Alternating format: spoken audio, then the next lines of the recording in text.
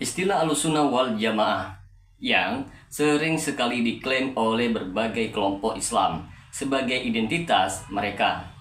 Salah satu kelompok yang paling sering menggunakan istilah ini adalah Aswaja.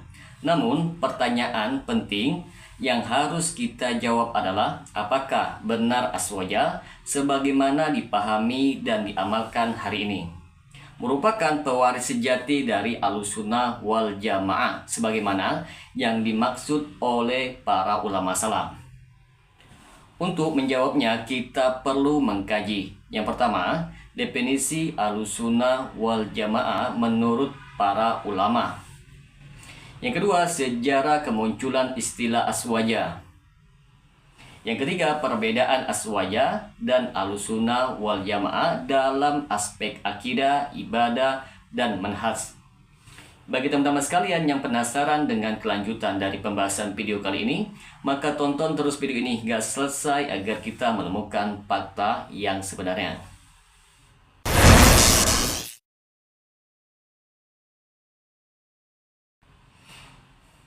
Assalamualaikum warahmatullahi wabarakatuh. Jumpa lagi dengan saya Rio Mulyadi di channel Manhaj Dakwah. Pada episode kali ini kita akan membahas tentang klaim Aswaja sebagai pewaris Ahlussunnah wal Jamaah sejati. Untuk itu teman-teman sekalian, kita harus mengetahui definisi Ahlussunnah wal Jamaah secara bahasa.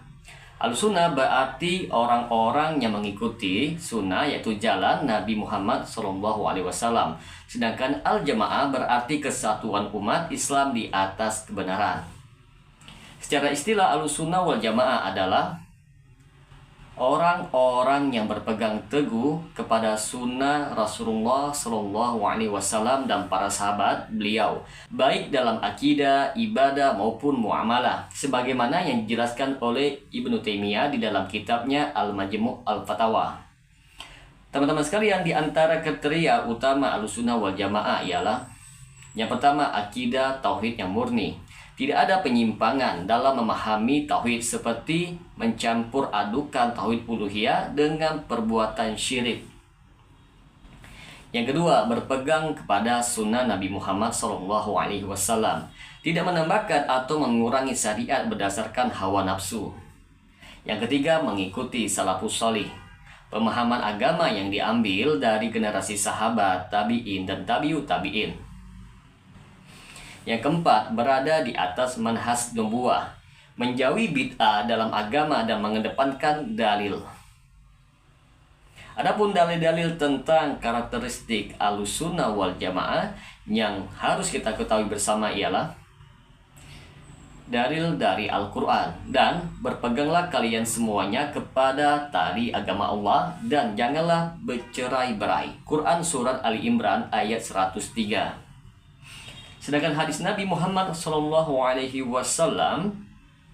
umatku akan terpecah menjadi 73 golongan, semuanya di neraka kecuali satu golongan. Para sahabat bertanya kepada Nabi, siapakah mereka wahai Rasulullah? Beliau menjawab, mereka yang berada di atas jalanku dan jalan para sahabatku. Hadis riwayat Tirmizi, nomor hadis 2641. Setelah kita mengetahui definisi, karakteristik, dan ciri utama dari ajaran Ahlussunnah wal Jamaah, maka kita juga perlu tahu bagaimana sejarah Aswaja ini. Istilah Aswaja pertama kali digunakan secara luas oleh kelompok yang mengklaim mengikuti mazhab Asy'ariyah dan Maturidiyah dalam bidang akidah, serta mazhab fikih tertentu seperti Hanafi, Maliki, Syafi'i, ataupun Hambali. Kelompok ini muncul pada abad keempat Hijriah, jauh setelah masa generasi salaf. Ciri-ciri Aswaja tradisional yang perlu kita ketahui bersama adalah yang pertama, dalam akidah, mengikuti pemikiran Abul Hasan Al-Asy'ari atau Abu Mansur Al-Maturidi. Yang kedua, secara fikih, terikat pada salah satu dari 4 mazhab fikih. Yang ketiga, tasawuf, cenderung mengintegrasikan tasawuf sebagai bagian dari ajaran agama. Sini saya akan buktikan bahwa Ahlussunnah wal Jamaah dan Aswaja itu berbeda. Di antara perbedaan Ahlussunnah wal Jamaah dan Aswaja ialah Ahlussunnah wal Jamaah adalah istilah yang melekat kepada pemahaman yang murni Islam, sebagaimana yang diajarkan oleh Rasulullah dan para sahabatnya. Sedangkan aswaja lebih mengarah kepada sintesis ajaran ulama kalam, yaitu teologi rasional, fikih dan tasawuf yang berkembang pasca generasi salaf. Adapun analisis perbedaan secara akidah dan manhaj Ahlussunnah wal Jamaah dengan aswaja ialah dalam segi akidah, aswaja dan Ahlussunnah wal Jamaah memiliki perbedaan dalam segi akidah. Contohnya, yang pertama tauhid uluhiyah dan ibadah. Ahlussunnah wal Jamaah menegakkan tauhid uluhiyah murni, menolak segala bentuk perantara dalam ibadah kepada Allah Subhanahu wa taala.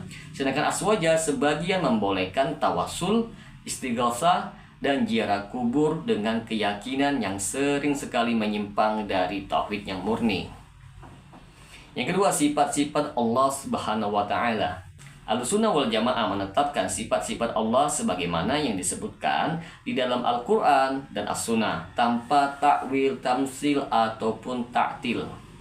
Aswaja lebih cenderung mentakwilkan sifat-sifat Allah Subhanahu wa taala seperti menafsirkan istiwa sebagai istaula, yaitu menguasai. Tidak hanya dalam akidah, dalam ibadah pun aswaja dan Ahlussunnah wal Jamaah pun berbeda. Ahlussunnah wal Jamaah beribadah sesuai tuntunan Rasulullah tanpa tambahan ritual bid'ah. Sedangkan aswaja banyak beribadah dengan ritual tambahan seperti perayaan Maulid Nabi, tahlilan, bahkan manakib yang tidak pernah dicontohkan oleh Nabi Muhammad SAW. Dalam segi manhaj, aswaja dan Ahlussunnah wal Jamaah juga berbeda teman-teman sekalian. Yang pertama, metode pengambilan dalil. Ahlussunnah wal Jamaah berdasarkan Al-Quran dan Sunnah dengan pemahaman para salafus sholih. Sedangkan aswaja sering sekali memprioritaskan pendapat ulama mazhab atau logika di atas dalil nakli. Yang kedua, sikap terhadap bid'ah. Ahlussunnah wal Jamaah memandang bid'ah sebagai kesesatan yang harus dihindari.